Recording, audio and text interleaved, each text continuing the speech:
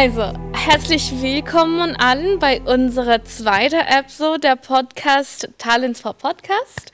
Wir freuen uns, euch alle hier bei uns zu haben und das ist unser erstes Mal auf Deutsch und sind sehr, sehr zufrieden, dass wir einen super Gast heute bei uns haben, die eigentlich eine der Säulen von unserer Delegation nach Brasilien, auch von Conecta Alemannia ist, die Petra Saševa.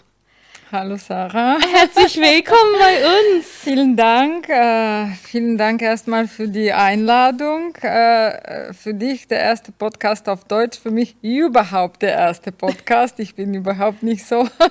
Ich habe dich in Brasilien erlebt. Du bist mittlerweile Profi geworden mit Podcasts, Fernsehauftritte und alles. Stimmt. Ja, du genau. warst immer dabei.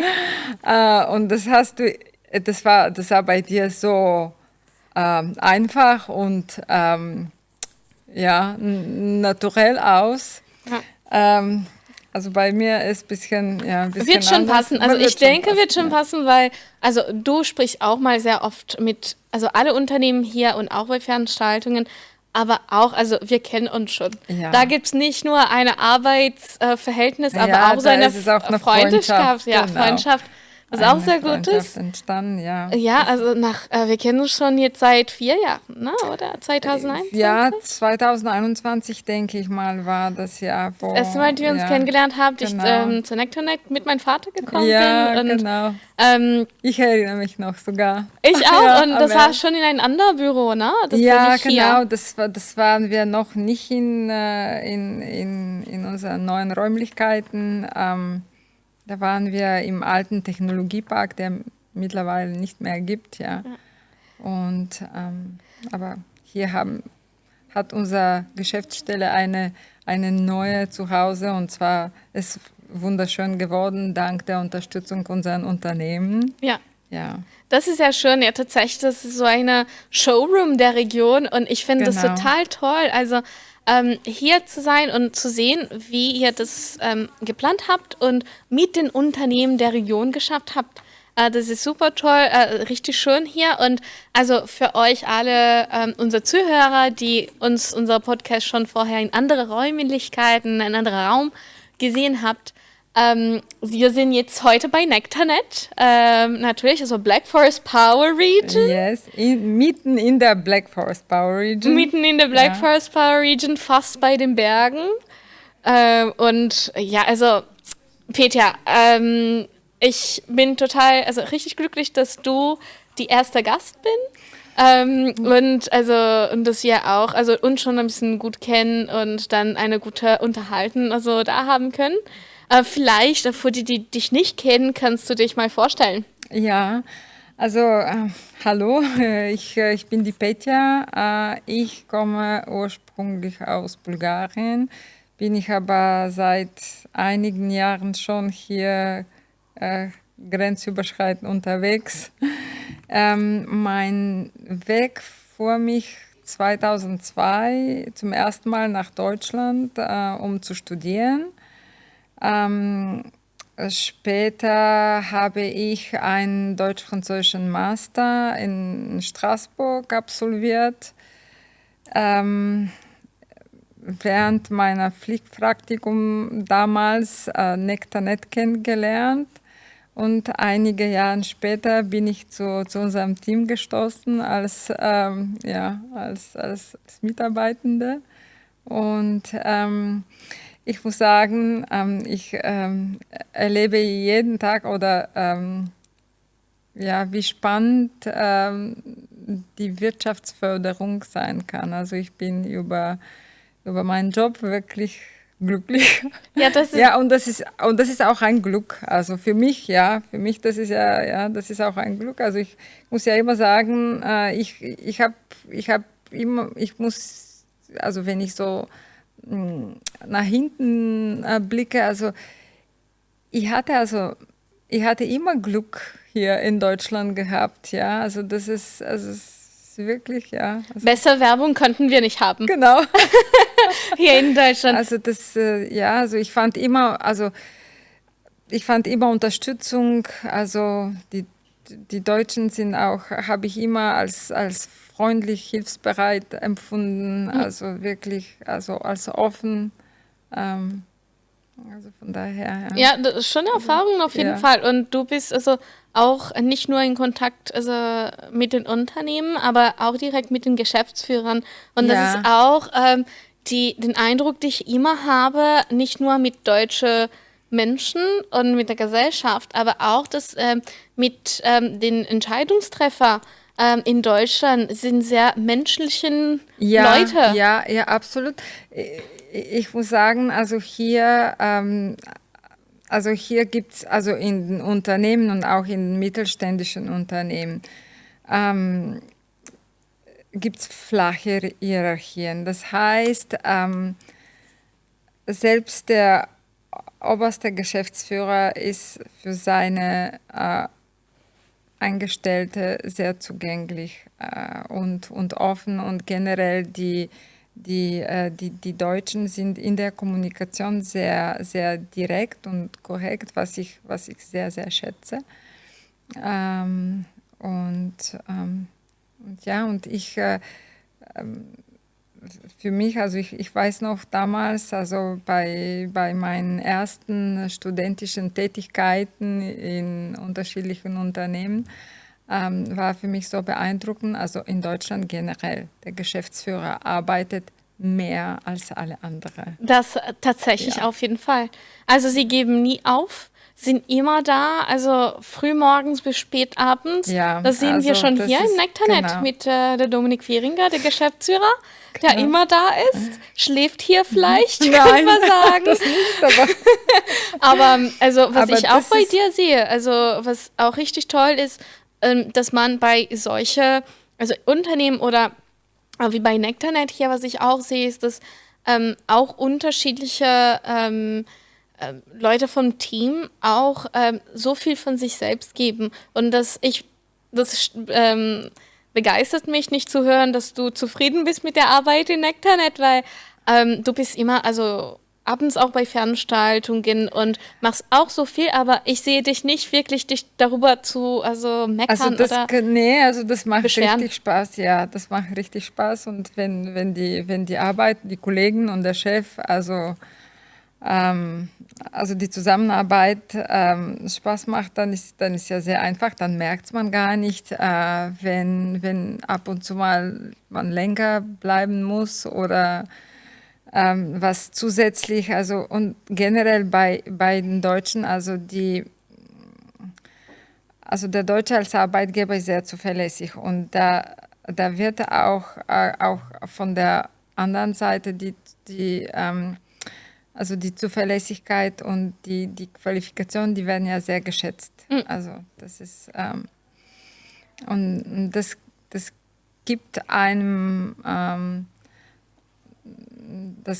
Arbeitnehmer also so die Zufriedenheit, sich geschätzt an seinen Platz zu fühlen, also mit seiner Arbeit, was er jeden Tag leistet, also zu fühlen. Also das ist ja, also ich kenne es nicht, dass ich irgendwie, also ich glaube bis jetzt noch nie, hatte ich mal morgens die Gedanke, jetzt habe ich keine Lust auf Arbeit zu gehen. Also ich könnte nicht mehr zufrieden für dich sein.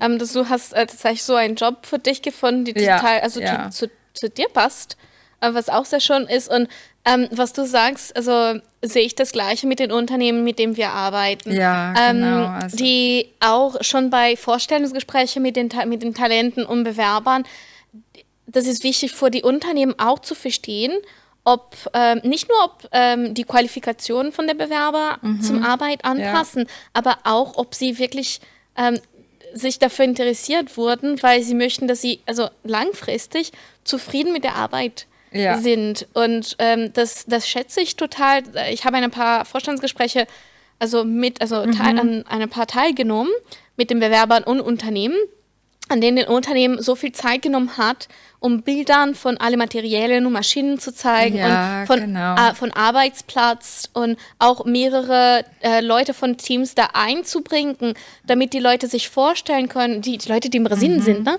wie der Arbeits im Alltag Leben ist und um sicherzustellen, dass sie zufrieden sein würden mit der Arbeit. Und das findet man nicht bei jeder Arbeitgeber. Also das ist schon eine Besonderheit hier von der Region, und auch würde ich nicht sagen. in jedem Land, weil ich habe ja auch ein paar Jahre Erfahrung in anderen Ländern gesammelt. Also ich habe einige Jahre für einen Konzern in Bulgarien, also einen amerikanischen Konzern gearbeitet. Dann habe ich ein Jahr in Belgien gearbeitet und das ist wirklich, also die Deutschen sind mehr offen, als man denkt. Mhm. Und man merkt, also jetzt genau, also hier sind wir im ländlichen Raum, also wir haben ja sehr viele Weltmarktführer hier in der Region, sehr viele Hidden Champions, worauf wir sehr stolz sind. Also dabei muss ich ja sagen, also Hidden Champions heißt es nicht, dass der Unternehmen unbekannt ist. Das ist ganz im Gegenteil. Das heißt, der Unternehmen ist führend in seiner Branche. Aber es jetzt kein Konzern, sondern ein mittelständisches Unternehmen führen in seiner Branche. Also von daher, deswegen auch, ja, gut, es gibt ja so, da gehe ich jetzt nicht auf die Merkmale eines Hidden Champions, aber was ich eigentlich sagen wollte jetzt. Nein, dass ihr auch stolz seid von den Unternehmen, die hier sind, die sie tatsächlich so gut die Arbeitnehmer, also die empfangen. Ja, genau. Und ich sehe ja, ich beobachte es schon seit fast 6 Jahren, also direkt, auch die mittelständischen Unternehmen, die lernen, international zu rekrutieren, ja. Das müssen die. Die bemühen sich auch, sich attraktiv für ausländische Bewerber zu machen. Mhm. Es ist vielleicht, also das ist ein Prozess, das passiert nicht von heute auf morgen. Also die deutsche Sprache ist immer noch sehr wichtig. Ja. Es gibt selbstverständlich Unternehmen, die auch Leute nur mit Englisch einstellen, aber um hier zu leben und sich voll zu fühlen, muss man schon also in der Sprache investieren. Ja, das auf jeden Fall. Und daran ist denn ja auch unsere Zusammenarbeit gekommen, weil wir tatsächlich daran denken, okay, die Unternehmen brauchen diese Fachkräfte, diese Leute, diese Unterstützung. Also Deutschland, also nicht nur Deutschland, also in Europa generell. Also wir sind eine schnell alternde Gesellschaft. Ja. Und in Deutschland, also Deutschland ist immer noch, kann ich schon sagen, also die stärkste Wirtschaftskraft in Europa. Und Arbeitskräftemangel herrscht in fast allen Bereichen. Ja. Also vom IT bis Handwerk, Gesundheitswesen. Und also die deutschen Unternehmen, die müssen ja also im Ausland rekrutieren. Natürlich gibt's auch hier im Land viel Potenzial, aber auf Dauer ohne ausländische Fachkräfte. Erstens können die nicht weiter wachsen und zweitens für manchen im Handwerksbereich ist das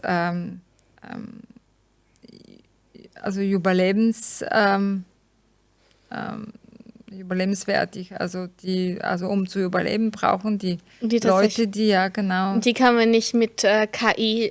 Nee, es gibt also KI entwickelt sich. KI soll soll die Menschen, also die Arbeitnehmer bei verschiedenen Tätigkeiten, entlasten, also helfen. Aber besonders bei Handwerker kann man nicht. Besonders im handwerklichen Bereich. Also wir brauchen die Leute, die Menschen. Genau, man braucht die Menschen, also in der Gastronomie, in der Hotellerie, also am Laufband. Also gut, viel ist jetzt heutzutage automatisiert. Da müssen ja nicht so 100 Menschen an einem Laufband stehen. Mhm. Aber immer noch ist ein braucht eine automatisierte Produktion ein paar Maschinenführer, also praktisch die Roboter, die Maschinen steuern. Also, Genau. Ja, was sehr interessant ist, was du sagst, also wir wollten auch darüber sprechen, über dieser Bedarf in Deutschland von Fachkräften. Ja. Wir haben auch, also ich kann sagen schon, in Brasilien und Lateinamerika diese Idee, also von Leuten, die zu Europa so umziehen möchten und hier arbeiten möchten. Man hat immer die Idee, also ich weiß nicht, wie viele Bachelors und Masters und Spezialisierung braucht, aber hier der Bedarf ist so groß, dass man braucht den ja auch nicht so größere und lange Studien zu machen. Also wir können auch mit normaler Ausbildung, Abschluss hierherkommen oder zum Ausbildung, ne? Genau, also zum Ausbildung, also hier, also Deutschland hat also das duale Ausbildungssystem. Also es ist praktisch, das ist, wie soll ich sagen, das ist wie der Wirbelsäule der mittelständischen Unternehmen. Also für den Mittelstand, weil viele mittelständische Unternehmen, die bilden eigene Fachkräfte. Ja. Also das heißt, die Fachkräfte kommen aus den eigenen Reihen. Also dank des dualen Ausbildungssystems. Und also deswegen, also wenn wir auch für Talente und für Fachkräfte nach außen werben, also ich mag nicht so, also das Wort beispielsweise Karriere. Also natürlich kann man Karriere in Deutschland machen, aber und in Deutschland findet man zahlreiche Karrieremöglichkeiten und Aufstiegsmöglichkeiten in verschiedenen Berufen. Aber man kann ja auch ganz einfach, also ganz als Arbeitnehmer anfangen und dann sich entwickeln und dann eine Karriere machen. Ja. Aber Karriere hört sich so an, ich brauche mindestens 2 Master und dann x MBAs. Ja, also nein, also es ist wirklich nicht so. Und es gibt Möglichkeiten für verschiedene, in verschiedenen Ebenen einfach. Ja. Was sehr schön ist, also um zu verstehen, alle Bereiche, die hier wichtig sind, also und auch zum Sehen, was die Möglichkeiten da für die Brasilianer oder für die Lateinamerikaner als Möglichkeiten gibt. Und ich denke, wir können jetzt ein bisschen über unsere Partnerschaft einsteigen und dann können wir ein bisschen über Nectarnet und dich selbst sprechen, aber dann gehen wir schon da rein, würde ich sagen. Wie ist denn angefangen, ne? Unsere Zusammenarbeit mit Nectarnet? Aber bevor wir da reingehen, wäre doch gut zum Verstehen, also was ist eigentlich Nectarnet? Was macht hier in der Region? Was ist denn überhaupt die Black Forest Power Region? Kannst du vielleicht ein bisschen darüber erzählen? Ja, also Nectarnet ist die regionale Wirtschaftsförderungsgesellschaft der Black Forest. Und einfacher gesagt? Also wir sind ein Netzwerk aus Kommunen und Unternehmen. Also das ist ja auch entstanden 1988, schon damals als Netzwerk, als Partnerschaft zwischen Politik und Wirtschaft mit der Idee, dass ursprüngliche Idee kam aus dem Landkreis und die großen Kreisstädten, die wollten eine gemeinsame Wirtschaftsförderungsgesellschaft gründen mit dem Ziel, Standortmarketing hier für die Region zu betreiben. Und was beeindruckend auch schon, also damals war regionale Zusammenarbeit noch nicht selbstverständlich. Und was beeindruckend auch für seine Zeit war die Gründung des Wirtschaftsbeirates. Und damals haben Unternehmen aus der regionale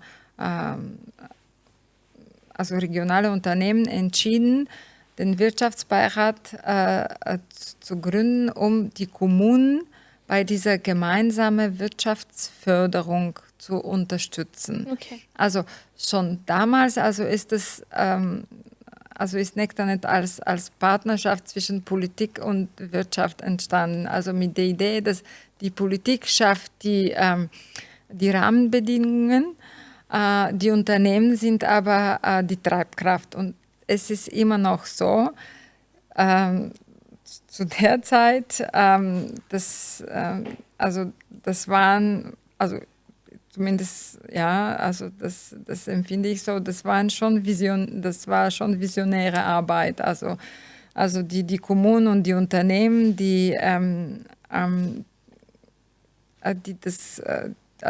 Zusammenschluss, die das gegründet haben, das war schon visionär. Und das war so eine Art Pionierarbeit, weil heute unser Netzwerk ist organisch so gewachsen, mittlerweile besteht aus 53 Gesellschaften, also 50 Kommunen, Landkreis und die Handwerkskammer, Industrie- und Handwerkskammer. Also die Kammern sind mit dabei. Wir werden von den regionalen Banken unterstützt und unser Wirtschaftsbeirat zählt mittlerweile über 200 Unternehmen. Das ist Wahnsinn. Ja, und das sind Entscheidungsträger, wichtige Entscheidungsträger hier in der Region. Politische und wirtschaftliche, die sich vernetzen, um gemeinsam unsere Region, also die Black Forest Power Region, wettbewerbsfähiger zu machen. Nicht nur in Deutschland, aber auch im Ausland. Das ist ja Nektanet, ist ja ein Zusammenschluss aus Unternehmen, Kommunen, Banken, Universitäten. Also wir agieren wirklich an der Schnittstelle zwischen Politik und Wirtschaft mit der Aufgabe, ein Standortmarketing hier für die Region zu betreiben. Und heutzutage braucht eine Region Standortmarketing in vielen Bereichen. Also wir werben um Arbeitskräfte, wir werben um Ärzte und Pflegekräfte, wir werben um Startups, um Studenten, wir werben um Investoren, um Touristen und allgemein um eine Aufmerksamkeit, weil wir sind attraktiv, wir haben viel zu bieten und das müssen wir erzählen. Ja, und das macht ihr richtig gut und ich bin total einverstanden mit diese Idee von Nektanet zu gründen schon damals visionär war und ich denke, es bleibt immer visionär, weil es gibt ein paar, die versuchen, das so gut wie euch zu machen und das sage ich nicht nur jetzt Lobe zu geben, aber tatsächlich von was ich sehe. Und selber habe ich mit mehreren Clustern gearbeitet, in Frankreich und auch hier in Deutschland ein paar schon gesehen. Und ihr habt alle Säule, aber ihr seid nicht in einem bestimmten Bereich. Und das sollte eure Arbeit schwieriger machen, dass ihr nicht nur in Automobil oder einfach in Pflege seid. Ihr habt alle Branchen, aber schafft sowieso sehr gut diese Werbung, diese Marketing von der Region zu machen, damit jeder versteht, okay, da gibt es mehrere Unternehmen in unterschiedlichen Bereichen, aber das ist so stark und man kann sich gut hier reinkommen und schnell die Ansprechpartner durch Nektanet hier in der Region finden. Immer noch visionär. Ja, und mit vielen, wir, unsere Standortmarketing-Initiativen, Nektanet ist die sozusagen die Dachmarke mit der Claim Black Forest Power Region. Also wir sind ja im Ortenau-Kreis, aber mit diesem Claim Black Forest Power Region, da wollten wir unsere Region auch im Ausland geografisch greifbar machen, weil selbst selbst auf Messen in Deutschland, also ich war auf viele Messen, auf Fachkräftemessen in Deutschland. Also selbst in Deutschland muss man auf der Karte, hatte ich immer eine Karte, die Karte von Deutschland, und dann musste ich zeigen und erklären, wo der Ortenaukreis ist. Und wenn man sagt, Schwarzwald, Black Forest Power Region, ja, also das braucht man nicht erklären. Nein, also das braucht man nicht erklären, besonders in Brasilien. Weil in Brasilien, wir haben auch Schwarzwälder Torte. Ja. Wir haben das auch dabei, dann weiß eigentlich jeder Brasilianer, was der Schwarzwald ist. Ja, und woher das kommt. Man kann es geografisch ganz schnell, und auch wenn wir geografisch nicht unbedingt das begreifen oder verstehen können, wo das ist. Aber du weißt, das ist in Deutschland. Man weiß, dass es in Deutschland ist und man weiß, dass genau, das ist aus Baden-Württemberg, also Süddeutschland. Ja, also aber mindestens weiß man, dass es wichtig ist, historisch, also von Geschichte her auch eine starke Punkt ist. Was ja auch sehr schön, und ganz schnell zurückzukommen für diese Zusammenarbeit mit Politik und Unternehmen, was ich richtig, also hier Lob zu Nektarnet geben muss, ist, dass ihr tatsächlich so nicht nur da in der Theorie oder dass ihr sagt, okay, wir holen alles, was die Unternehmen sagen, okay, wir sollten das mit den Politikern sprechen, oder mit den Kommunen oder weiß ich nicht, also mit der Parlament, wie heißt es nochmal, mit dem Bundestag, zu sprechen. Was ihr macht und was ich ja schon mehrmals gesehen habt, ihr organisiert den Veranstaltungen, wo denn da ein Thema gibt, eine Politiker oder ein Entscheidungstreffer in irgendein Ministerium zum Beispiel hier eingeladen ist, darüber zu sprechen und dass am Ende die Unternehmen tatsächlich die schwierige Fragen stellen. Und diese Fragen werden nicht nur gestellt, aber auch geantwortet. Ja. Und dass diese Politiker oder Minister, die hierher kommen, mussten sowieso zurück ins Büro gehen und darüber erzählen, was die Frage waren und die tatsächliche Herausforderung von den Unternehmen hier. Und erstmal, dass ich das gesehen habe, und da gab es tatsächlich eine Unterhaltung. Also das ist ja genau, also wir sind, also zumindest ja auch als Wirtschaftsförderungsgesellschaft ein Sprachrohr, also für die Wirtschaft, also ein Sprachrohr zwischen Politik und Wirtschaft, weil also das ist also diese Beziehung, das ist, es ist generell sehr, also die Beziehung zwischen Politik und Wirtschaft muss man aufrechthalten. Also das ist ja ganz wichtig. Also für die Region als Wirtschaftsstandort besonders wichtig, dass man dass wir bei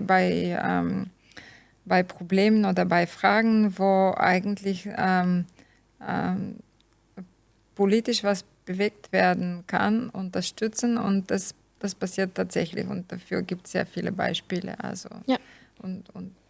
also das ist so viel auf jeden Fall zu Nektarnet und zu eurer Arbeit und Black Forest Power Region, die jetzt so bekannt ist, auch in Brasilien. Wir haben auch in Brasilien so viel darüber erzählt und das erwähnt. Der Black Forest Power Region Governor, also Landrat, hat auch in Brasilien im Fernsehen.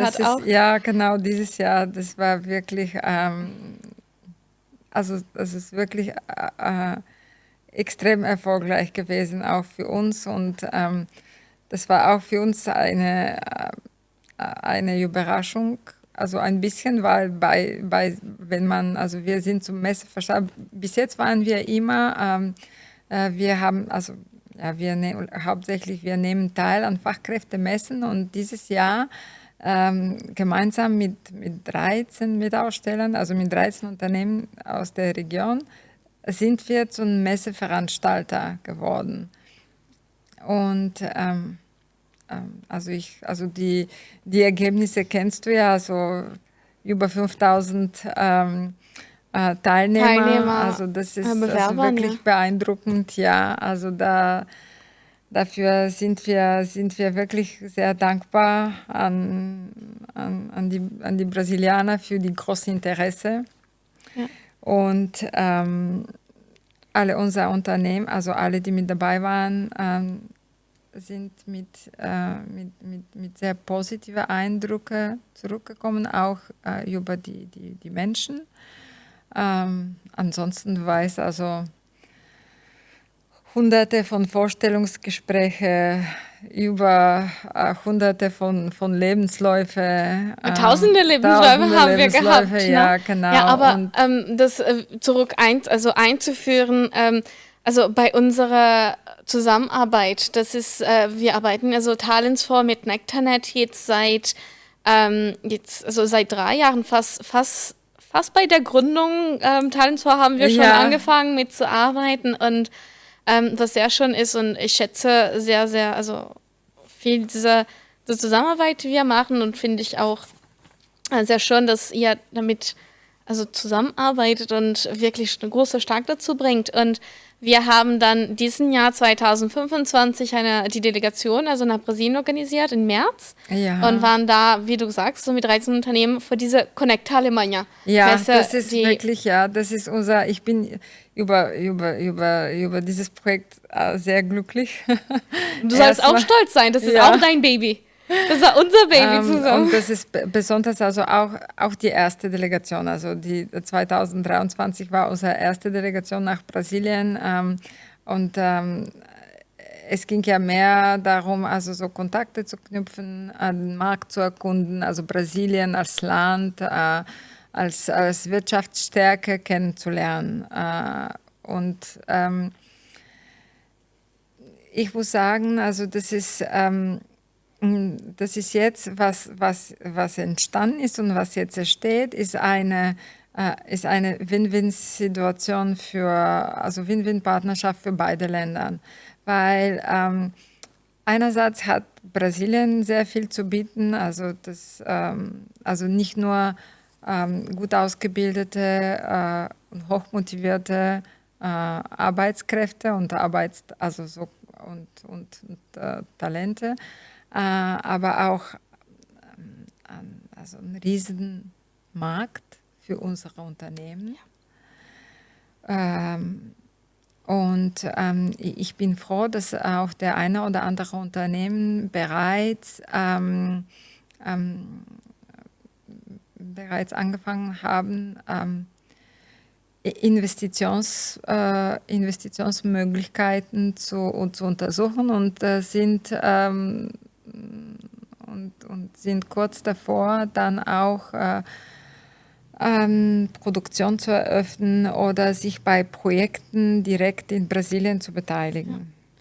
Darüber freue ich mich auch total, weil ich erinnere mich noch an die ersten Schritte und daran zu arbeiten. Ich weiß noch, dass als wir damals gesprochen haben, dass wir holen alle diese Talente von Brasilien her, aber haben auch die Kontakte in Brasilien, um Brasilien, also um die Unternehmen und die Region hier an Brasilien vorzustellen und da zu zeigen, dass Brasilien tatsächlich so eine Partner zu Deutschland sein kann. Wir haben die Große davor, wir haben auch also Fachkenntnisse zu viele Bereiche, wir haben die Fachkräfte und also wir können als auch Variant oder Extra-Partner, also wir sind da eine gute Möglichkeit und habt ihr direkt gesagt, dann das machen wir mit und um ehrlich zu sagen, bei der ersten Delegation, ich dachte, wir wären da sein mit also uns und dann 2 oder 3 zusätzliche Unternehmen und dann kommt ihr zurück. Wir waren,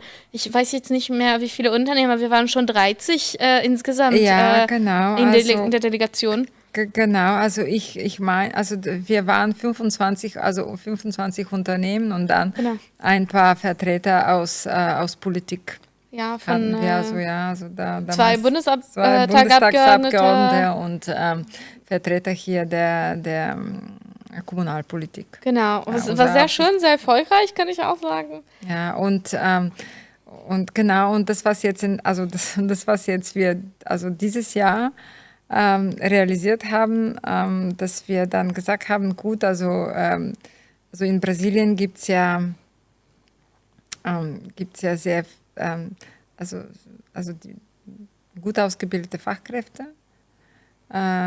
Es gibt ja sehr viele, besonders in Südbrasilien, wo wir auch waren, also sehr viele Fachkräfte, also so Leute, die bereits Deutsch sprechen und Englisch auch auf einem sehr, sehr guten Niveau. Und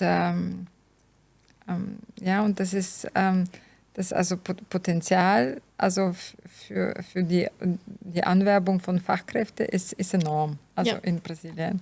Und was ich auch für wichtig halte, ist, dass es kulturell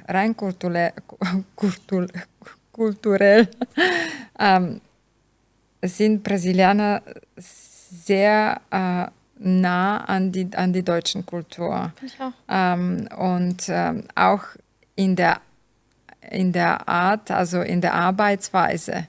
Also die Werte, also die teilen ja fast die gleichen. Also die sind teamorientiert, die sind aufgeschlossen, die sind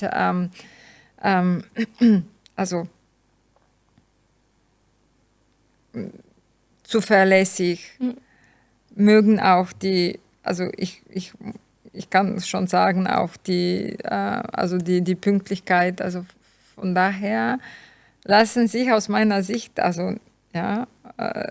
Brasilianer sehr, sehr leicht hier in der deutschen Gesellschaft integrieren oder bei einem Unternehmen und mittlerweile hier auch. Also auch unser mittelständische Unternehmen, die beschäftigen Leute aus mehreren Nationen. Also von daher, also Deutschland wird immer mehr Multikulti. Multikulti, ja. Ja, aber das stimmt. Also viele von den Unternehmen, mit denen wir arbeiten jetzt, also haben schon sowieso mehrere ausländische Fachkräfte. Was auch sehr schön ist. Also ich freue mich total über unsere Zusammenarbeit, für alles, was Nectarnet da auch gemacht hat und dass alle Unternehmen da mitgebracht wurden. Wir haben auch zukünftig eine neue Messe, die am März 2026 stattfinden sollte. Ja. Ich freue mich darüber. Worüber freust du dich am meisten? Also ich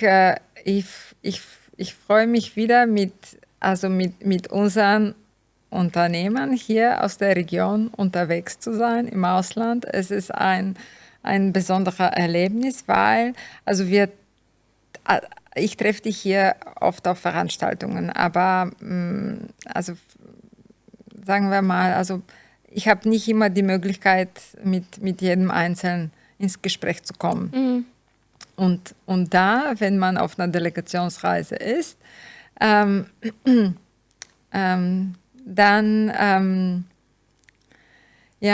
ist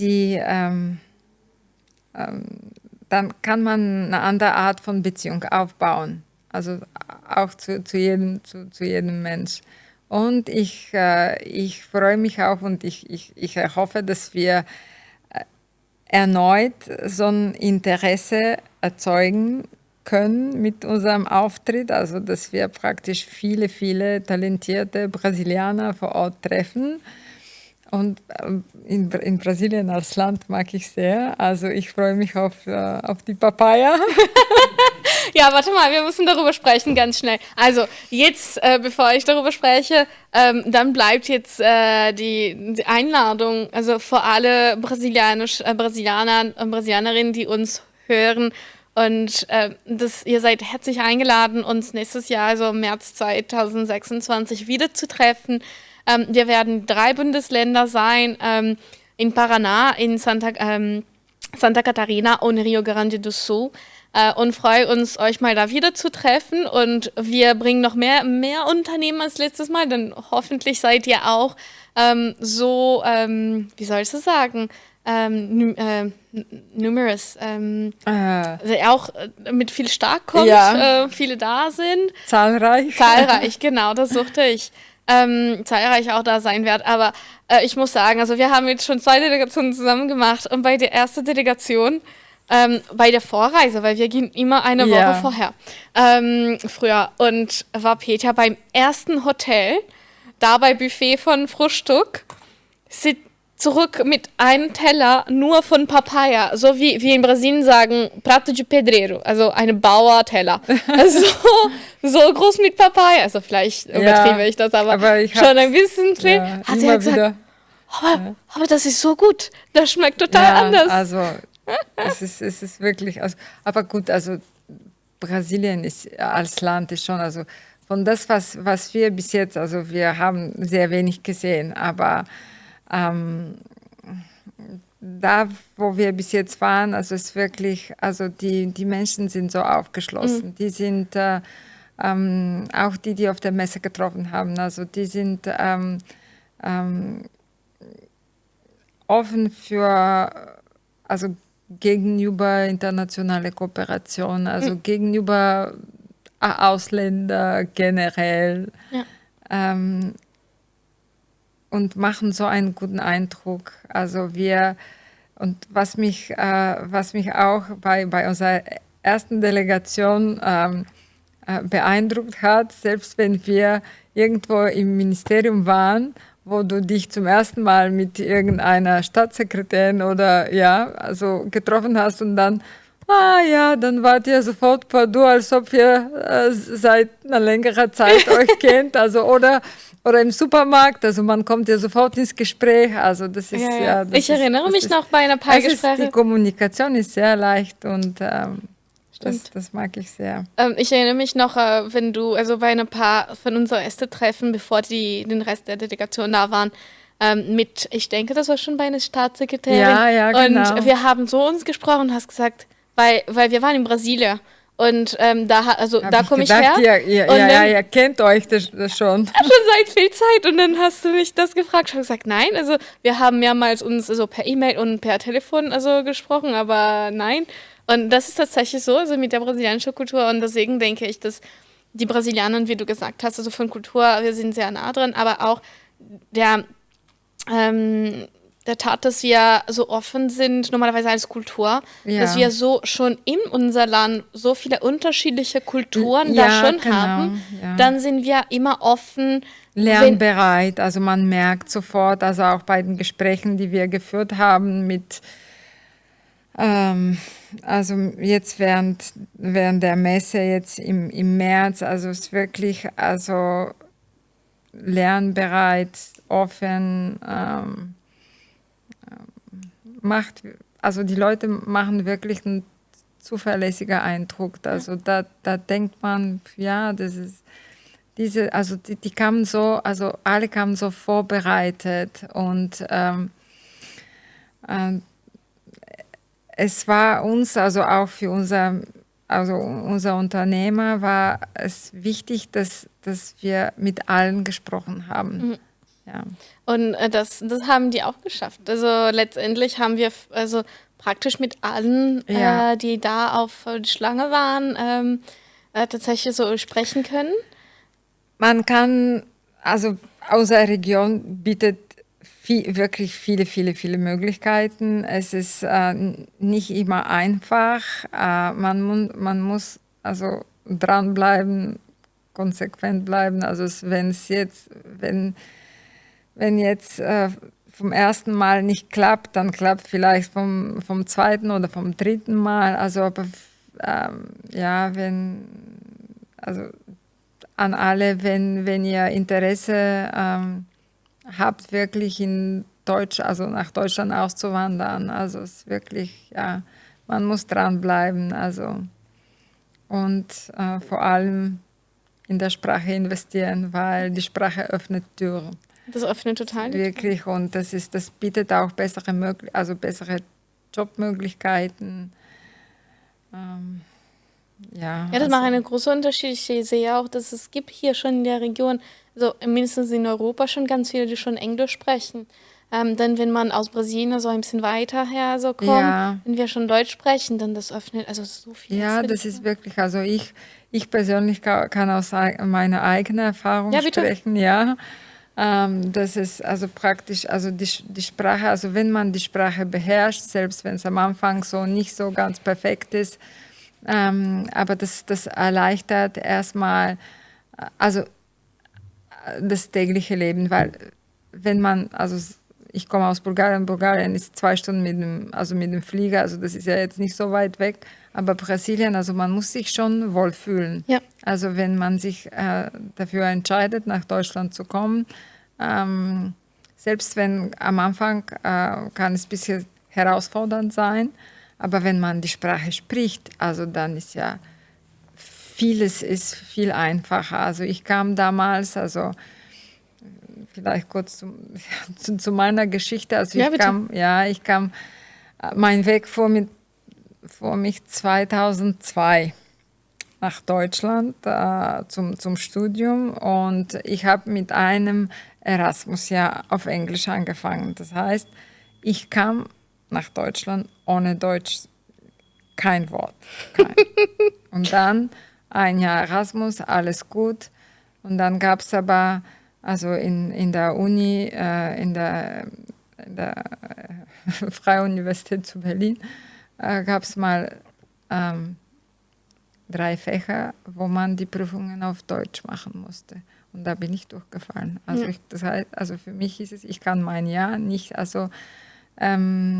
abschließen. Und dann habe ich mich entschieden, okay, gut, also ich bleibe dann, ich bleibe dann in Deutschland, ich lerne die Sprache und kann, wenn ich so weit bin, dann kann ich ja mein Studium in Deutschland, also kann mir die Fächer, die ich bereits in Bulgarien absolviert habe, anerkennen lassen und dann kann ich mein Studium in Deutschland abschließen.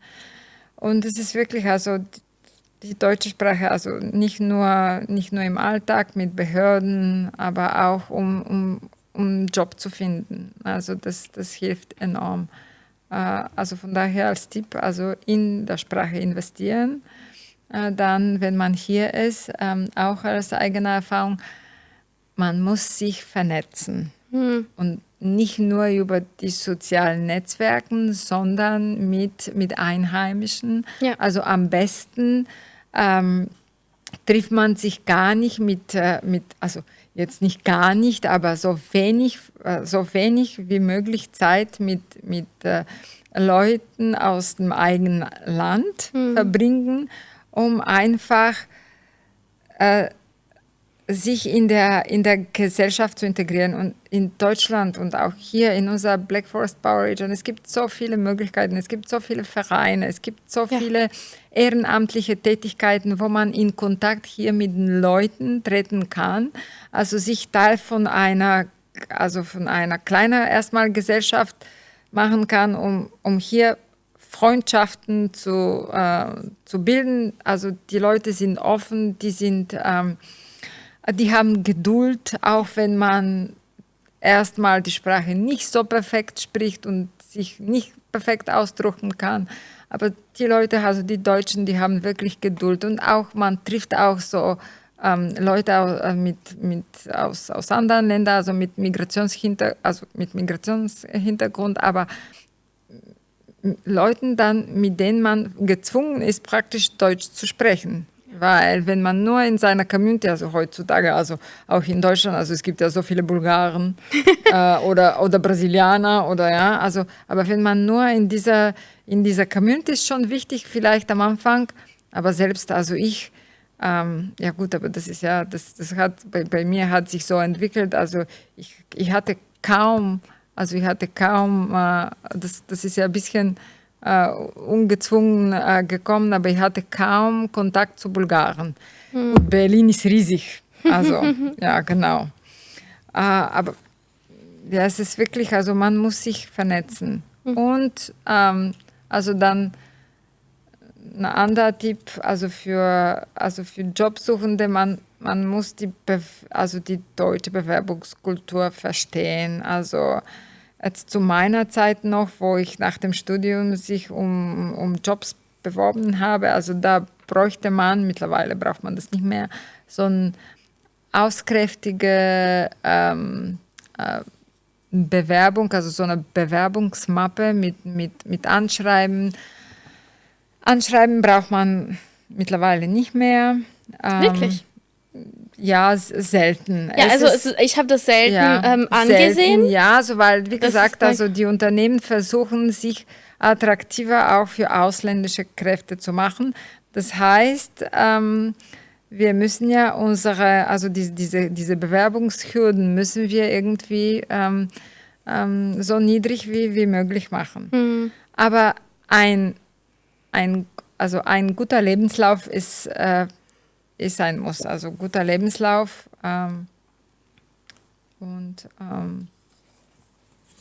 wenn man sein Vorstellungsgespräch bereits der erste auf Deutsch führen kann, also das ist schon von Vorteil. Ein großer Unterschied, ja.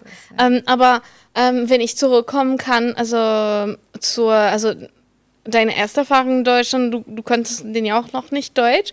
Und war denn deine Deutschlernen, also Laufbahn oder wie war das für dich, das zu lernen? Also, ja, gut, also das ist... Weil heute ist doch perfekt. Ja. Du hilfst eigentlich mich immer bei mein Deutsch. Ja, es kann immer noch besser werden. Also meinen Akzent kann ich nicht abschaffen, aber gut, das macht alle, die aus Osteuropa kommen. Also ich denke mal, also es ist schwierig, seinen Akzent abzuschaffen.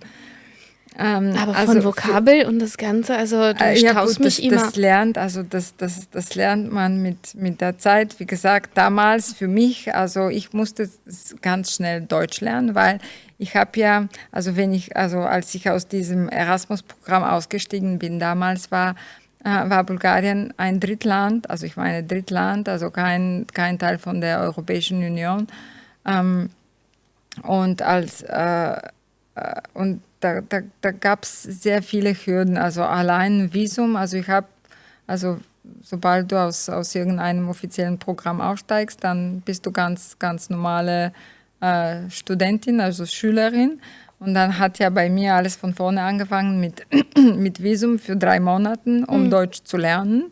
Jetzt mittlerweile gibt es viel mehr, also der deutsche Fachkräfteeinwanderungsgesetz hat sich seit 2002, also 2003 sehr, sehr geändert. Ja. Mittlerweile gibt es wirklich viele Möglichkeiten und es ist sehr, sehr einfacher, also für Ausländer, auch aus Drittländern gemacht. Man darf nach Deutschland für 1 Jahr kommen, nur um Arbeit zu suchen. Also ohne große Voraussetzungen. Was damals gar nicht möglich war. Was damals gar nicht möglich war. Selbst nach meinem Studium, das ist ja immer für Drittländer, also für die jetzt hier zum Studieren kommen, es ist ja immer noch so, dass nach dem Studium hat man 1 Jahr Zeit, mittlerweile ist, denke ich mal, 1,5 Jahre, bin ich mir nicht sicher, und da muss man, da muss man einen Job finden in dem Bereich, wo man studiert hat. Was gar nicht jetzt der Fall ist. Ja, das jetzt ist nicht mehr der Fall. Genau, jetzt gibt es x Möglichkeiten, ja. also hier zu bleiben. Genau, hier zu bleiben und auch um hierher zu kommen. Ja, also wir haben ganz viele, die in Brasilien eine Ausbildung oder eine Bachelor irgendwo in irgendeinem Bereich haben, aber Erfahrung irgendwo anders haben und dass die Unternehmen sagen, okay, wir stellen dich jetzt ein, auch wenn du nicht ausgebildet da rein bist, aber schon Erfahrung hast. Ja. Und dass die deutsche Regierung jetzt von den Konsulaten und Behörden,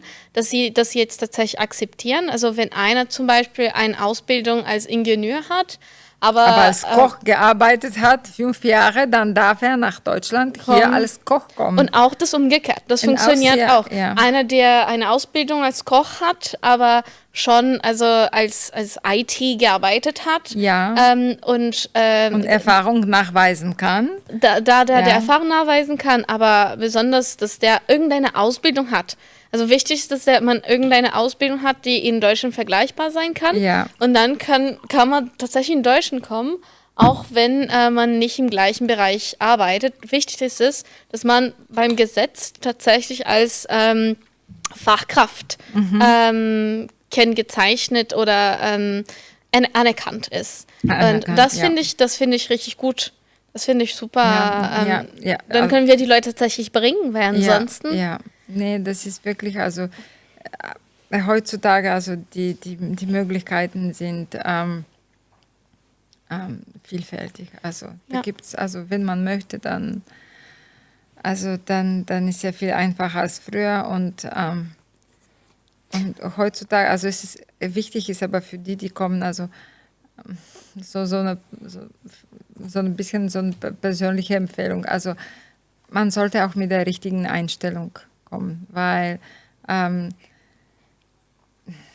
es ist wie in jedem Land, es gibt auch Herausforderungen. Ja. Also Deutschland hat wirklich viel zu bieten. Also abgesehen von den vielen Arbeitsmöglichkeiten, also unsere Region allein, also so viele, also unsere Region ist so wirtschaftlich stark diversifiziert. Also es sind so viele Branchen vertreten. Gleichzeitig bietet also so viele Freizeit- und Erholungsaktivitäten. Also das heißt, das ist jetzt so, wie es heutzutage also sehr, sehr modern ist, diese Work-Life-Balance. Ja. Viele Unternehmen haben das schon fest in der Unternehmenskultur verankert, diese Work-Life-Balance. Das ist Wahnsinn. Ja. Also ganz viele von unseren Unternehmen schicken alle Vorteile vom Unternehmen, und wenn ich das Ganze lese, habe ich fast der Will zu sagen, okay, ich komme dabei, also ich arbeite auch mit, weil das fordern sie und unterstützen tatsächlich damit alle. Also und es gibt ja heutzutage auch so viele Programme und Möglichkeiten, also die den Ausländern diese Integration erleichtern. Aber jeder soll ja mit der Einstellung kommen, dass es die Integration, das ist die eigene Aufgabe, die er leisten muss, um hier erfolgreich zu sein. Also man kann ja nicht erwarten, dass das kommt und dann wird irgendwie integriert. Also die Unternehmen machen viel, also die bemühen sich auch, aber man muss ja auch das selbst wollen. Also man muss sich selbst integrieren. Ja. Also das finde ich super wichtig, und das ist also was für mich auch einer von unseren wichtigsten Arbeiten als Talents for. Ja, genau. Also das ist ja auch eigentlich, das ist ja auch die größte Herausforderung, also größte nicht, aber das ist auch eine Herausforderung für Unternehmen, weil die denken also gut, also da kommt jemand aus weit weg, wenn es ihm nicht gefällt, also dann ist er schnell weg. Aber da, wie du sagst, also hier genau, also bei der Integration, also mit Behörden, hier kann ja Nectarnet und vor allem Talents for unterstützen. Ja, also von Nectarnet habe ich das schon mehrmals gesehen, und auch oftmals, wenn wir irgendeine Unterstützung da brauchen, bei irgendeinem Verein, also einzugehen, oder also irgendeine Hilfe hier in der Region, ihr seid richtig, das sind die gute Ansprechpartner. Genau, also wir sind gut vernetzt, und selbst wenn wir keinen direkten Kontakt haben, dann finden wir jemanden, der einen Kontakt hat. Ihr findet immer jemanden, das sollte der Credo, der Logo von Nectarnet sein. Ihr findet immer jemanden zu vernetzen, das ist richtig schön, und das ist für mich einer der wichtigsten Punkten, also wenn jemand hierher kommt, ist, dass sie sich hier gut integrieren und dass sie sich gut hier wohlfühlen. Das war meine eigene Erfahrung auch. Also als ich erstmal in Deutschland gelebt habe, war das für mich, also am Anfang, also mit der Familie ging das richtig gut, aber von Freundschaft und ganz viele Sachen, ich brauchte ein bisschen Zeit, mich zu integrieren, aber heutzutage bin ich sehr glücklich, dass ich wirklich nicht aufgegeben habe. Weil heutzutage finde ich, also die deutsche Gesellschaft, also die Leute hier, einen der freundlichsten Leuten, die ich kennengelernt habe, und sehr offen auch, sehr beim Arbeit, sehr professionell. Dann kann man also mit Freundschaft sehr gute Freunde finden, und die auch lebenslang Freunde werden. Und dann gleichzeitig im Arbeit gut respektiert sein, gut geschätzt sein, und dass man uns wirklich so wahrnimmt. Und natürlich gibt es immer Herausforderungen, es wird nicht vor allem so perfekt klappen, aber ich denke schon, dass der gute Basis ist da. Genau, wichtig ist, dass wenn man nach Deutschland kommt, Natürlich gibt es auch negative Seiten. Also man kann ja auch einiges negativ, also negativ jetzt nicht, aber es herausfordernd sein. Also mit den Behörden, also ein bisschen die Bürokratie, wobei diese Bürokratie, also ist überall, also ich kenne kein Land, wo es, also gut, es gibt einzelne Länder, wo die Bürokratie wirklich sehr, sehr niedrig ist, also wo es kaum gibt. Also wir waren mit einer Delegation, also ich persönlich war nicht dabei, aber in Estland, also da ist wirklich, also es gibt ein paar Länder in Europa, die wirklich so Vorbild sind. Ja, Vorbild sind, was Bürokratie angeht, aber also wirklich, also das ist und sich nicht erschrecken, also von vielen Regeln erschrecken lassen, weil hier in Deutschland gibt es, erstaunt mich immer wieder, es gibt ja Regeln für alles. Also selbst Sachen, die man überhaupt nicht auf die Idee kommt, dass es das geregelt ist, dass es hier ist geregelt. Also es gibt Regeln für alles. Wahrscheinlich auch zum Atmen. Nein, ja, zum Atmen nicht, aber da hast du recht, da hast du recht. Und ja. das ist gut, wenn man auch herkommen kann und schon sich vorstellen kann, okay, ich werde ein paar Schwierigkeiten haben oder mindestens Herausforderungen haben und wie kann ich mich am besten davor vorbereiten. Ne? Und mit einer positiven Einstellung. Da habt ihr die Antwort. Die positive Einstellung, also ich habe wirklich, also gestern, wo ich überlegt habe, ja, so wie werde ich sprechen, was sage ich, dann habe ich gedacht, gut, da wird es ja bestimmt so irgendwie eine Frage kommen, irgendwelche negative Seiten. Aber ich habe überlegt, ich weiß, also ich habe bis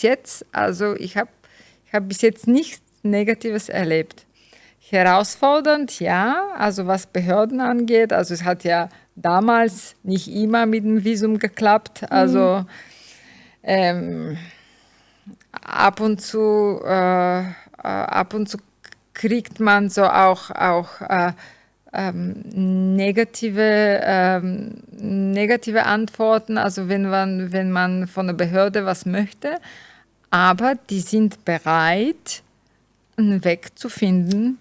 Ja, also bis jetzt habe ich keine Behörde erlebt, wo die mir sagen, nee, also das funktioniert nicht und ja, also viel Glück. Ja. Nein, das Gleiche. Nee, also das Gleiche habe ich auch gesehen. Bei den Behörden ab und zu kommen wir mit ein paar Fällen, die sehr spezifisch sind und ich komme zu denen und sage, okay, also sie sind nicht wie in anderen Ländern, wo sie sagen, okay, dann hier machen wir eine Ausnahme, weil sie dürfen das nicht machen, weil das durch ein Gesetz nicht ausnahmbar ist, aber dass sie tatsächlich sagen, okay, wir finden einen Weg zusammen. Ja, genau. Und sie bemühen sich tatsächlich. Sich, ja. Und manchmal ist es so, ja, wenn das Gesetz nicht zulässt, dann das ist einfach so, ja. Also das ist, aber das ist ja auch, also diese viele Regeln, die geben dir auch Sicherheit in vielen Bereichen. Also im also also ich finde immer noch, Deutschland hat eine sehr gute, also Rentenversicherung kann ich jetzt nicht sagen, aber Gesundheitsversicherungssystem, auch Arbeitslosigkeit, Versicherungssystem auch, also ja, so was da Sozial- und Arbeitslosigkeit angeht. Also ich persönlich kann ich nicht sprechen, weil ich bis jetzt immer das Glück hatte, dass ich Arbeit habe, aber tatsächlich, also ich bin total damit einverstanden, dass wenn den da Regeln gibt und dass man die folgt, aber sie werden auch so geschrieben für die Menschen, also habe ich immer den Eindruck, besonders mit die Veränderungen mit den Fachkräfteeinwanderungsgesetz, das ist so auch geschrieben, damit sie auch die Leute schützen, damit sie hierher kommen mit einem guten Gehalt, dass sie nicht mit, weiß ich nicht, was für eine Umstelle hierher kommen können, was auch sehr wichtig ist. Genau, ist alles durchdacht. Manchmal, wenn wir jetzt, wir kritisieren das, also ich in meiner Arbeit, dass es zu langsam geht aber das ist das sind Prozesse, die einfach vorgegeben sind und der Ansprechpartner da bei der Ausländerbehörde kann jetzt wegen uns das Gesetz nicht ändern. Ja. Gut, also deswegen sind ja auch Organisationen wie wir, also Wirtschaftsförderungsgesellschaften, nicht nur, aber auch andere Organisationen, die sich dann bei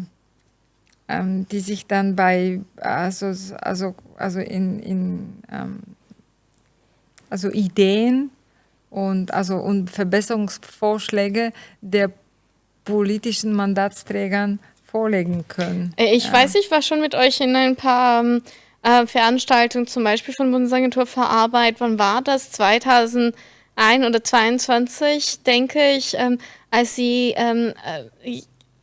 ich weiß nicht mehr ganz genau, wer da war, von Bundesagentur für Arbeit, die gekommen ist und hat gesagt, okay, wir mussten diese Einwanderungsgesetz jetzt umstellen. Genau. Was habt ihr als Wirtschaftsförderung Region, also als Nektarnet oder anderen Unternehmen dabei, was habt ihr als Vorschläge, was sind eure Herausforderungen? Und deswegen ist es ja auch super, denn also eure Arbeit sehr wichtig und das macht ihr richtig gut und deswegen, also wenn ich sage, ihr kommt hier nach Deutschland und ihr habt hier wirklich Partner, die euch helfen werden, sich hier gut zu integrieren, eure Rechte auch mal zu helfen zu verstehen und zu unterstützen, weil wir also nicht nur als Talentsfort da sind mit unserer Kenntnisse, mit unserer Arbeit, aber auch weil wir mit solchen Superpartnern arbeiten, die schon hier kennen, den Weg uns zeigen können und auch die Türe öffnen können. Ja, genau, also das ist, aber heutzutage denke ich mal, also man kann sich auch selbst, also das ist auch wichtig, sich selbst vorzubereiten, selbst in verschiedenen Bereichen einzulesen und um einfach für sich selbst zu verstehen, wo sind seine Rechte, aber gleichzeitig, man muss ja auch seine Verpflichtungen nicht vergessen. Ja. Sehr wichtig. Also, ja, von daher, das ist ja ein bisschen, also man kann ja hier, von einem sicheres und Arbeitsfeld profitieren. Aber man muss sich auch an die Regeln halten. Ja. Und das empfehle ich jedem. Also das ist ja, sich selbst zu versuchen, an die Gesellschaft anzupassen und nicht versuchen dann so, wie es im Heimatland, in Bulgarien laufen Sachen auch anders wie hier in Deutschland. Man kann es nicht erwarten, dass es wie im eigenen Land sein wird. Das ist auf jeden Fall, also den Eindruck oder die Erwartung ein bisschen zu bearbeiten, aber auch zu verstehen, wir sind irgendwo anders. Was ich immer sehe, auch in meiner Erfahrung, das sehe ich auch ein bisschen an dich, wir sind nicht Deutsche geworden. Aber wir bleiben auch mit unserer unterschiedlichen Kultur, genau. Aber wir sind zufrieden, dass wir hier sind und wir schätzen das, was wir bekommen haben, weil das ist ja, man kommt ja von außen in einer Gesellschaft, die ganz gut funktioniert und sehr gut strukturiert ist. Gut, mittlerweile wird die von außen sehr viel beeinflusst, was ich für sehr schade finde. Negativ beeinflusst. Deswegen auch mein Appell an alle Ausländer, also bitte haltet euch an die Regeln und integriert euch in dieser Gesellschaft und versucht sie nicht zu verändern, weil ich auch Ausländer, ich habe bis jetzt nur profitiert und es ist nicht meine Eltern und Großeltern, die diese Gesellschaft aufgebaut haben. Also ich kann ja nur dankbar sein, dass ich hier leben, arbeite und mich wohlfühlen. Auf jeden Fall. Ja, also von daher. Bin total einverstanden und denke auch, dass durch den Erfahrung im Ausland, als Ausländer hier zu sein, dann können wir auch unsere Kultur besser verstehen. Ja. Also seitdem ich hier wohne und also in Europa generell, habe ich viel besser verstanden, also warum machen wir in Brasilien so, weil was wir als selbstverständlich empfinden, dann kommen wir hierher und dann fragen wir uns, warum machen die eigentlich so? Wir sollten so machen. Aber dann, wenn wir verstehen, okay, wahrscheinlich machen wir das so in Brasilien oder überall, weil weil wir eigentlich so und so sind, vielleicht von diesem Punkt in der Geschichte. Und was ich mache, also selber ist, also ich passe mich ein, weil ich bin sehr dankbar, dass ich da sein darf und dass ich denke, dass es eine sehr, sehr tolle Gesellschaft hier ist. Also Und genau, gleichzeitig die gut sehen zu können, was sind die Vorteile und Nachteile meiner Kultur selber. Aber wir müssen diese Offenheit haben. Man muss sich selbst nicht verlieren, also seine Identität, also jeder kommt mit so einem gewissen Stolz, mit dem man, also aus dem eigenen Land, mit dem man aufgewachsen ist, also das ist ja auch in Ordnung, das sollte auch bleiben. Also ich als Bulgarin habe ich auch meine, also so mein bulgarischer Stolz, aber man sollte lernen, also die Denkweise ändert sich, also man passt sich an die Denkweise der Gesellschaft. Und selbst wenn ich manche Sachen, also für manche Sachen immer noch als Bulgarin denke, also das stelle ich ab und zu mal fest, aber dann kritisiere ich nicht also die deutsche Art und Weise und ich komme nie auf die Idee, da irgendwie, also man akzeptiert es und so wie wir erwarten, dass die Leute hier gegenüber Ausländern tolerant sind, das müssen die Ausländer auch. Ja, das müssen wir auch machen, das auf jeden Fall. Ja, genau. Ich denke, dass es einfach so ein Wert ist, um auch, also wir haben eine zweite Möglichkeit im Leben, uns zu verbessern, denke ich. Ja. Weil wenn man immer in unser Land bleiben, was auch nicht schlecht ist, aber wenn man in unser Land bleibt, dann werden wir immer wahrscheinlich die gleichen Leute sein. Wenn wir irgendwo anders gehen, können wir auch verstehen, wir können etwas anders machen und wir können auch jemand anders bekommen und normalerweise jemand anders, also werden, es tut mir leid, jemand anders werden und jemand anders, die wir werden, wir halten, wer wir schon waren, aber verbessern wir uns. Ja. Also ich denke, das ist immer nur, das kommt immer dazu und das verbessert sich. Also verbessern, also ich würde es nicht verbessern nennen, sondern also ich finde, das lernt man so flexibel, also ich weiß jetzt nicht, ob man das so sagen kann, aber deine eigene Persönlichkeit wird flexibel. Also du kannst dich praktisch, du lernst in verschiedenen Kulturen und in verschiedenen Gesellschaften, also so kulturelle Brücken zu bauen. Kulturelle Brücke zu bauen, denke ich, ist eine der wichtigsten Sätze, die wir hier denn gesagt haben. Also Petja, es war richtig schön, also dich hier bei uns bei der Talents for Podcast zu haben. Es war richtig schön. Hat mich also jetzt erstaunlicherweise für mich selbst auch Freude gemacht. Ich hoffe, ich komme nicht so nicht wirklich nervös rüber, also bei den Zuschauern. Weil das ist wirklich mein erster Auftritt. Das hast du super gemacht und also auf jeden Fall, also Lob zu dir. Also das man würde schon denken, dass du das mehrmals gemacht hast. Ja gut, also es besteht immer die Möglichkeit, das nochmal zu machen. Also von daher. Ja, aber die nutzen wir, weil das war richtig gut.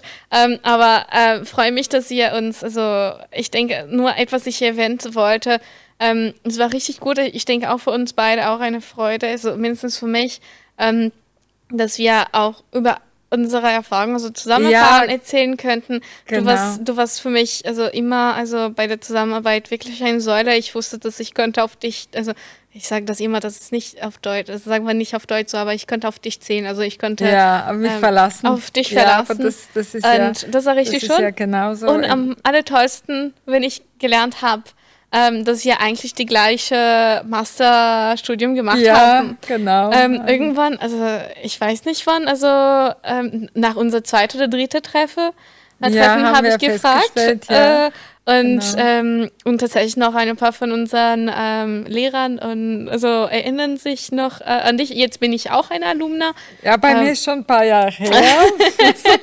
Aber ich denke, das ist schon eine gute, erfolgreiche Geschichte von zwei Ausländerinnen, die hierher gekommen sind. Also ich hoffe, also wir könnten so ein bisschen, also mit unserer Erfahrung, also diesen Abschreck dann den Leuten nehmen. Also es ist wirklich,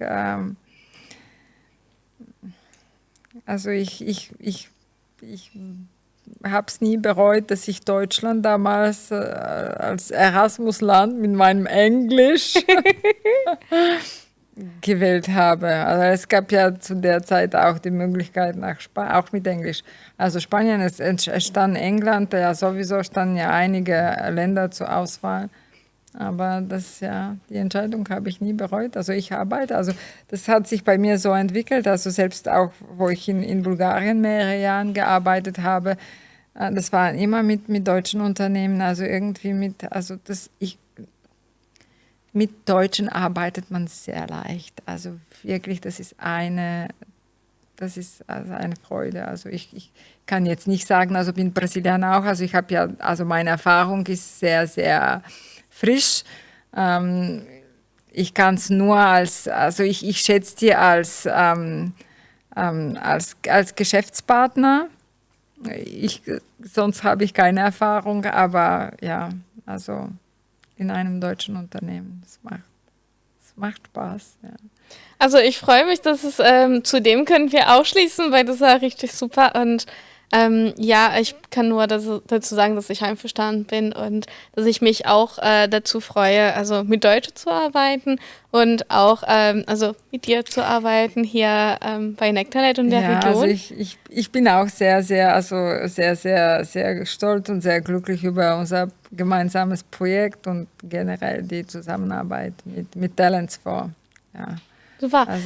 Dann vielen Dank nochmals und dann vielleicht bis zu einem nächsten Mal, wie du gesagt hast. Und zu alle unsere Zuhörer, vielen, vielen Dank, dass ihr da immer dabei seid, dass ihr zu unserer Messe kommt. Wir hoffen dann, uns nächstes Jahr in Brasilien zu treffen. Ja. Ja, und bis unsere nächste Episode der Podcast Talents for und mit Peter wahrscheinlich bis zum nächsten Jahr in Brasilien. Ja, genau. Ja. Vielen Dank. Tschüss. Danke, Peter. Tschüss. Danke auch, Sarah.